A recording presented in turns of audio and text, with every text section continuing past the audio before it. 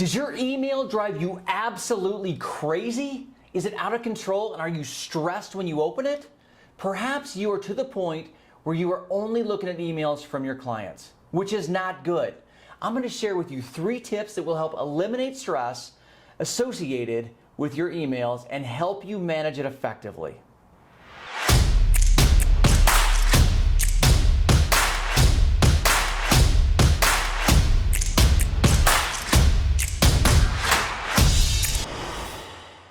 Hey, it's Troy Ryerson here, and if email is driving you crazy, I get it. It was driving me crazy as well, and in fact, it got out of hand, which forced me to get better about how I manage it.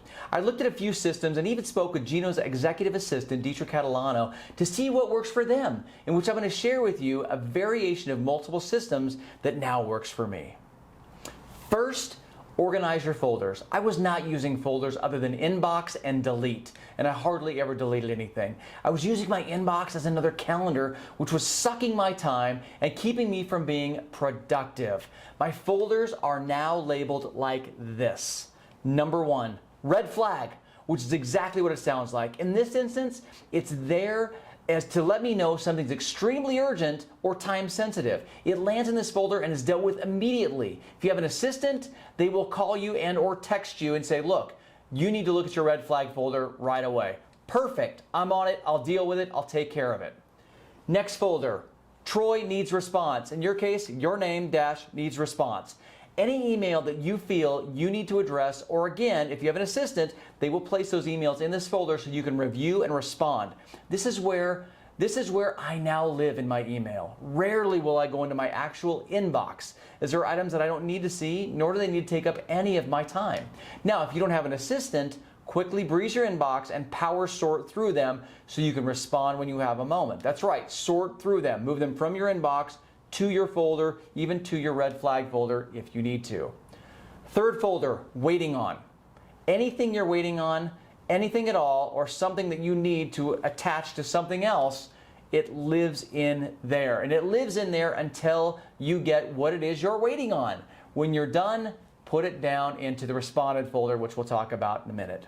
Next folder, market data / news articles. Anything you want to read or study on goes in here, and it's reviewed on your time. Not necessarily during your day. You may not have it calendared. When you have time, go check out market data news articles because there's tips and tricks that you may want to learn.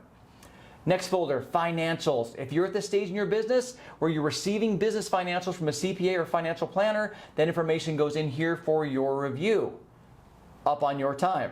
Same thing. Last folder, responded. Once you've responded from the folder, from any of your folders, and hopefully the folder that says your name dash needs response, you simply file it in here as responded, and that's where it will live if you need for later. These folders have been a massive game changer for me and have allowed me precious time to spend in areas that will affect the organization in a much greater way. They have also allowed me to focus where in my email and not to get bogged down with the items that are not important. Please put our company correspondence in your needs response. Take a glance at it. If it's not for you, put it in responded. If it is for you, great. We're that much farther ahead of the game in our effective communications together as well.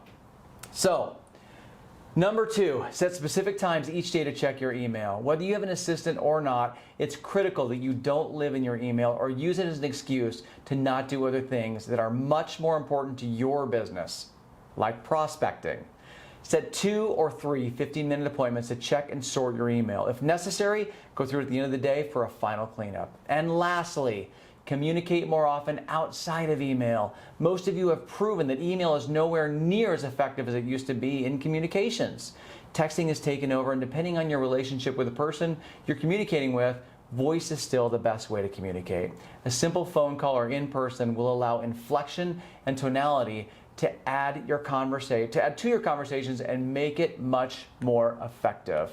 Sort your emails, set specific times to check them, respond and purge your emails, and practice communicating more outside of email. Effective communication is gauged by the response that you receive. Make it a great week. We'll see you soon. Bye for now.